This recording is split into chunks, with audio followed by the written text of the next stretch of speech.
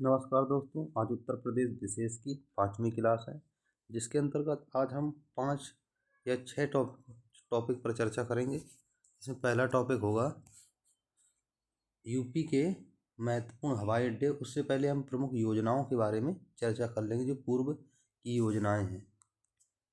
उसके बाद हम उत्तर प्रदेश के महत्वपूर्ण रेल मार्ग कौन कौन से हैं, यूपी के शोध संस्थान कौन कौन से हैं, कला तथा संगीत संस्थान कौन कौन से हैं, तो इनके बारे में आज चर्चा करेंगे। अगर सेशन अच्छा लगे तो लाइक करें, शेयर करें और सब्सक्राइब करें। चलिए प्रारंभ करते हैं सेशन को। प्रमुख योजनाएं, जो पहले योजनाएं हुई थी उनके बारे में चर्चा करते हैं। जैसे विद्यावाहिनी योजना है। विद्यावाहिनी योजना है, विद्यावाहिनी योजना 2003 में प्रारंभ की गई थी और ये कंप्यूटर शिक्षा पर बल देती है। तो विद्यावाहिनी योजना कंप्यूटर शिक्षा पर बल देती है। दूसरी योजना कौन सी है? दूसरी योजना जैसे कल्प शिक्षा योजना है। दूसरी योजना कल्प शिक्षा योजना है। यह प्राथमिक विद्यालयों को समाज से जोड़कर उनमें आध्यात्मिक माहौल तैयार करना, ताकि बच्चे में अच्छे संस्कार विकसित किए जा सके। तो किससे संबंधित है? प्राथमिक विद्यालयों से संबंधित थी कल्प शिक्षा योजना। तीसरी योजना थी साक्षर भारत मिशन। साक्षर भारत मिशन का प्रारंभ कब किया गया है? 2009 में किया गया था।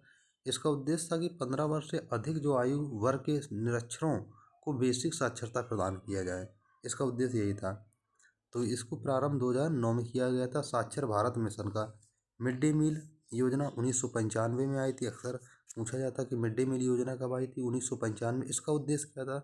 1996 से इसको पूर्णतः सभी जिलों में लागू कर दिया गया था और यह 38 जिलों में प्रारंभ किया। मिड डे मील का मतलब ये था कि सरकारी स्कूलों में बच्चों की भागीदारी को बढ़ाना, यानी कि बच्चे की प्रतिशतता को बढ़ाना, कि बच्चे की संख्या को बढ़ाना। ऑपरेशन ब्लैक बोर्ड आया था 1987 में।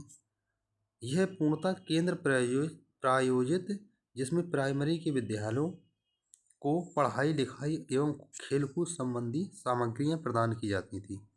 तो ये ब्लैक बोर्ड योजना थी। शिक्षा मित्र योजना 2000 और 2001 में आई थी। अध्यापक छात्र अनुपात बनाना, कि अध्यापक और छात्र का अनुपात बनाने के लिए शिक्षा मित्र योजना आई थी। और ये प्रमुख योजनाएं हैं। अब उसके बाद हम उत्तर प्रदेश की महत्वपूर्ण हवाई अड्डों के बारे में चर्चा कर लेते हैं कि उत्तर प्रदेश में कौन कौन से महत्वपूर्ण हवाई अड्डे हैं। उत्तर प्रदेश में पाँच अंतर्राष्ट्रीय इंटरनेशनल हवाई अड्डे हैं। उत्तर प्रदेश में 5 अंतर्राष्ट्रीय हवाई अड्डे हैं, जिसमें पहला है आपका बाबतपुर हवाई अड्डा। कहाँ पड़ता है? वाराणसी में है बाबतपुर हवाई अड्डा। इसको लाल बहादुर शास्त्री अंतर्राष्ट्रीय हवाई अड्डा के नाम से भी जाना जाता है। तो अंतर्राष्ट्रीय हवाई अड्डा में पहला बाबतपुर हवाई अड्डा है, वाराणसी में है। ये भी कार्यरत है, चल रहा है, चालू हो चुका है पूर्णतः। दूसरा अमौसी हवाई अड्डा है। कहाँ पे है? लखनऊ में। इसको चौधरी चरण सिंह हवाई अड्डे के नाम से जाना जाता है। तीसरा जो हवाई अड्डा है कुशीनगर अंतर्राष्ट्रीय हवाई अड्डा है, कुशीनगर में है।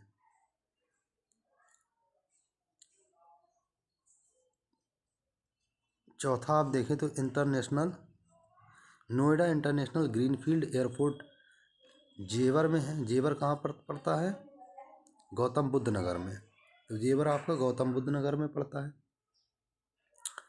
तो ये अभी निर्माणाधीन है, काम चल रहा है इसमें। पांचवा आपका मर्यादा पुरुषोत्तम श्री राम अंतर्राष्ट्रीय हवाई अड्डा फैजाबाद में है, जिसको अब अयोध्या जिला घोषित कर दिया। 2018 में योगी सरकार ने फैजाबाद को अयोध्या नाम दिया था। तो ठीक है, तो 5 अंतर्राष्ट्रीय हवाई अड्डा है, आप देख सकते हैं। पहला बाबतपुर हवाई अड्डा वाराणसी में है। दूसरा अमौसी हवाई अड्डा है, लखनऊ में है। तीसरा कुशीनगर हवाई अड्डा कुशीनगर में है। चौथा नोएडा इंटरनेशनल ग्रीनफील्ड जेवर गौतम बुद्ध नगर में। पाँचवा मर्यादा पुरुषोत्तम दास श्री राम अंतर्राष्ट्रीय हवाई अड्डा फैजाबाद हवाई अड्डा अयोध्या में है। अन्य और प्रमुख हवाई अड्डों के बारे में चर्चा कर ले। जैसे बमरौली हवाई अड्डा प्रयागराज में है। बमरौली हवाई अड्डा कहाँ पर है? बमरौली हवाई अड्डा प्रयागराज में पड़ता है। ये ऐसे हवाई अड्डे हैं जिनके ज़िले से हट के उनके नाम हैं। बाकी कुछ ऐसे हवाई अड्डे हैं जिनके ज़िला भी वही है और हवाई अड्डे का नाम भी। तो जो अलग है उनको हम देख लेते, जैसे खेरिया हवाई अड्डा। तो खेरिया हवाई अड्डा कहाँ पर है? आगरा में पड़ता है। इसको पंडित दीनदयाल उपाध्याय नाम से जाना जाता था। तो पंडित दीनदयाल उपाध्याय अगर पूछे तो फिर आगरा लगाइएगा। इसी को खेरिया हवाई अड्डे के नाम से भी जाना जाता है। जैसे हिंडन हवाई अड्डा, ये आपका गाजियाबाद में पड़ता है। तो सॉरी, हिंडन हवाई अड्डा गाजियाबाद में पड़ता है। जैसे चकेरी हवाई अड्डा कानपुर में पड़ता है। तो चकेरी हवाई अड्डा आपका कानपुर में है। जैसे फुरसतगंज हवाई अड्डा, ये आपका रायबरेली में पड़ता है। तो फुरसतगंज हवाई अड्डा रायबरेली में पड़ता है। सरसों हवाई अड्डा ये आपका सहारनपुर में पड़ता है। सरसों हवाई अड्डा कहाँ पड़ता है? सहारनपुर पर पड़ता है। और दो तीन और देख लीजिए, जैसे मुईरपुर, क्या है? मुईरपुर हवाई अड्डा, ये आपका सोनभद्र में पड़ता है। कहाँ पड़ता है? सोनभद्र में पड़ता है। तो मुईरपुर हवाई अड्डा आपका सोनभद्र में पड़ता है। और आप दूसरा देख लीजिए, पलिया, एक पड़ता है पलिया हवाई पट्टी है, ये पलिया में पड़ती है। ये पलिया क्षेत्र कहाँ पड़ता है? ये पड़ता है आपका लखीमपुर खीरी के पास। तो लखीमपुर खीरी के पास पलिया हवाई अड्डा पड़ता है। तो ये प्रमुख अंतर्राष्ट्रीय और राष्ट्रीय प्रमुख क्षेत्रीय और अंतर्राष्ट्रीय हवाई अड्डे थे। अब नेक्स्ट टॉपिक जो है उत्तर प्रदेश के महत्वपूर्ण रेल मार्ग। तो रेल मार्गों के बारे में चर्चा कर लेते हैं कि प्रदेश में प्रथम रेलगाड़ी कब चलाई गई थी? 1859 में प्रदेश में पहली रेलगाड़ी चलाई गई थी इलाहाबाद से किसकी? कानपुर के मध्य प्रदेश की पहली रेलगाड़ी थी। उत्तर प्रदेश में रेल मार्गों की लंबाई जो सर्वाधिक है वो है कुल 9100 किलोमीटर प्रदेश में। तो रेल मार्ग की बात करें तो रेल मार्ग की लंबाई सबसे ज़्यादा किस प्रदेश में? तो उत्तर प्रदेश में। उत्तर पूर्वी मुख्यालय कहाँ पर है? वो है गोरखपुर में है। गोरखपुर में उत्तर प्रदेश का द्वितीय सबसे बड़ा रेल मार्ग प्लेटफॉर्म है। रेलवे का प्लेटफॉर्म द्वितीय स्थान, पहले स्थान पर कर्नाटक का सिद्धरुद्धा स्वामी है। सिद्धरुद्धा स्वामी कर्नाटक का पहले नंबर पर, द्वितीय नंबर पर है यूपी का गोरखपुर में। और विश्व का ये तीसरा है, गोरखपुर का जो रेलवे प्लेटफॉर्म है ये विश्व का तीसरा है। लोकोमोटिव इंजन डीजल कारखाना कहाँ पर है? वाराणसी मडुआडीह में है।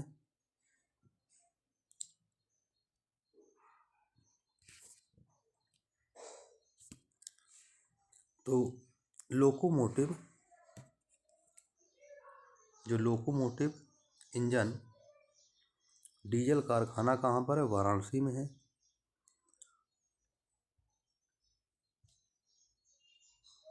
तो लोकोमोटिव डीजल इंजन कारखाना कहाँ पर है? वाराणसी में है।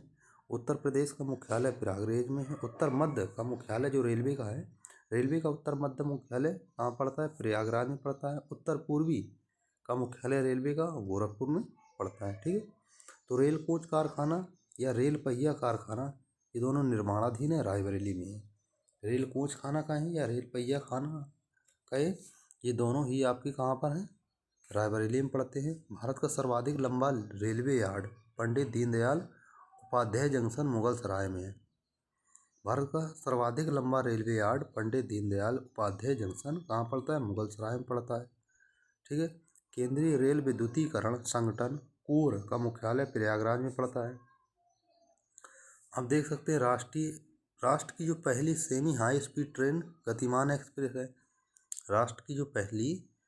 राष्ट्र की पहली सेमी हाई स्पीड ट्रेन कौन सी है? गतिमान एक्सप्रेस है। ठीक है।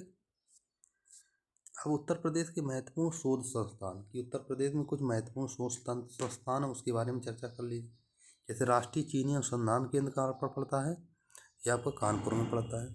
जैसे भारतीय दलहन अनुसंधान केंद्र कानपुर में पड़ता है।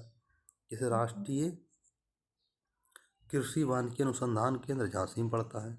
राष्ट्रीय कृषि वानिकी अनुसंधान केंद्र झांसी में पड़ता है। जैसे भारतीय कालीन प्रौद्योगिकी संस्थान भदोही में पड़ता है। गोविंद बल्लभ पंत सामाजिक विज्ञान संस्थान प्रयागराज में पड़ता है। जैसे हरिश्चंद्र अनुसंधान संस्थान प्रयागराज में पड़ता है। मृदा अनुसंधान संस्थान कहाँ पड़ता है? प्रयागराज में पड़ता है। बीबी गिरी नेशनल लेबर इंस्टीट्यूट ये कहाँ पड़ता है? नोएडा में पड़ता है।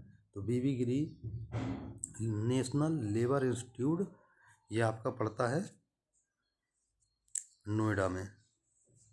अब कुछ अन्य और देख लीजिए, जैसे भारतीय चारा गाय अनुसंधान संस्थान झांसी में, ये प्रश्न बहुत बार पूछा गया है। केंद्रीय पक्षी अनुसंधान संस्थान इज्जतनगर में। जैसे राष्ट्रीय भारतीय केंद्रीय गन्ना अनुसंधान केंद्र लखनऊ में। Indian institute of vegetable research Varanasi में है। जैसे Indian institute of handloom technology Varanasi में है। भारतीय पशु चिकित्सा अनुसंधान संस्थान इज्जत नगर बरेली में है। जैसे सेंट्रल लेप्रोसी इंस्टीट्यूट आगरा में है। तो ये प्रमुख संस्थान है और उनके स्थान कहाँ पड़ते हैं, ठीक है। जैसे चौधरी चरण सिंह बाढ़ शोध केंद्र कहाँ पड़ता है? मेरठ में पड़ता है। जैसे doctor Ambedkar institute of technology for handicap ये पड़ता है कानपुर में पड़ता है। जैसे school of paper institute Saharanpur में पड़ता है। जैसे गौ अनुसंधान संस्थान मथुरा में। आर ओ 2024 में आया था कि बकरी अनुसंधान संस्थान कहाँ पर है? तो मथुरा में। दीनदयाल पशु चिकित्सा अनुसंधान संस्थान ये भी आपका मथुरा में। तो CRPF का जो प्रशिक्षण केंद्र है ये आपका अमेठी में पड़ता है। तो ये महत्वपूर्ण कुछ राष्ट्रीय संस्थान थे, ठीक है, जिनके बारे में अभी हम चर्चा की। इसमें 2-3 प्रश्न RO 2024 में प्रश्न आए थे, ठीक है। Indo Gulf fertiliser Amethi. तो इंडो गल्फ फर्टिलाइजर कहाँ पड़ता है? अमेठी में पड़ता है। जैसे उत्तर प्रदेश वस्त्र प्रौद्योगिकी संस्थान ये आपका कानपुर में पड़ता है। जैसे मोतीलाल नेहरू राष्ट्रीय प्रौद्योगिकी संस्थान ये आपका प्रयागराज में पड़ता है। जैसे भारतीय विष अनुसंधान संस्थान हो गया, राष्ट्रीय वनस्पति अनुसंधान संस्थान हो गया, केंद्रीय औषधि अनुसंधान संस्थान हो गया। जैसे Birbal Sahni institute of pathology हो गया,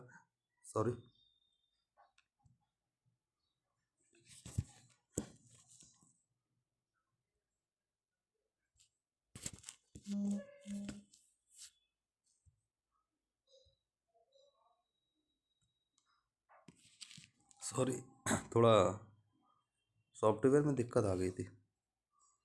तो भारतीय विष अनुसंधान संस्थान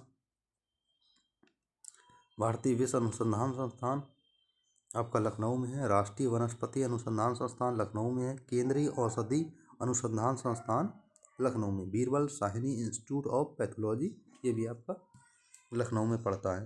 तो आलू अनुसंधान संस्थान इसको हम आलू अनुसंधान केंद्र कहते हैं, तो ये गाजियाबाद में है। कहाँ पर है? बाबूगढ़ गाजियाबाद में है आलू अनुसंधान केंद्र।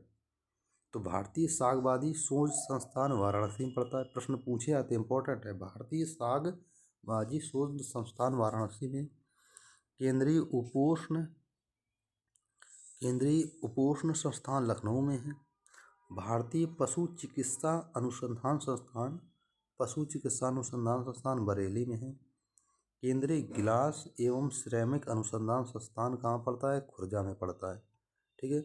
उत्तर प्रदेश गन्ना अनुसंधान परिषद या संस्थान कहें शाहजहांपुर में पड़ता है।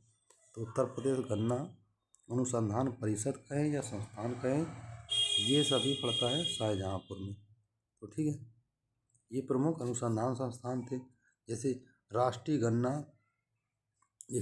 गन्ना शुगर केन अनुसंधान संस्थान कहाँ पड़ता है? लखनऊ में पड़ता है। न्यायिक प्रशिक्षण एवं अनुसंधान संस्थान लखनऊ में पड़ता है।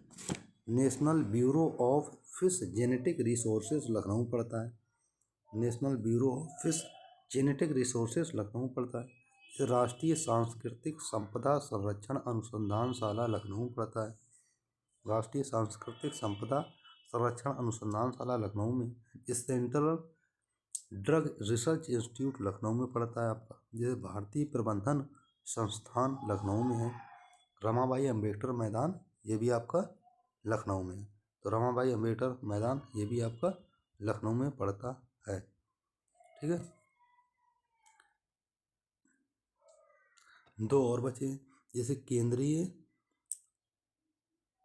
अंतरस्थलीय मस्तिष्की अनुसंधान संस्थान प्रयागराज में है, भारतीय सूचना प्रौद्योगिकी संस्थान प्रयागराज में। तो ये प्रमुख केंद्रीय अनुसंधान संस्थान थे, इनके बारे में अभी हमने चर्चा की। ठीक है, अब उसके बाद कला तथा संगीत संगठन या संस्थान देख लेते हैं। जैसे ललित कला, ये 2024 RO परीक्षा में आया था कि राज्य ललित कला अकादमी की स्थापना कब की है। एक्चुअल मिलान करने के लिए आया था। तो राज्य ललित कला अकादमी की स्थापना लखनऊ में 1962 में की गई थी। उत्तर प्रदेश संगीत नाटक अकादमी 1969 में की गई थी लखनऊ में।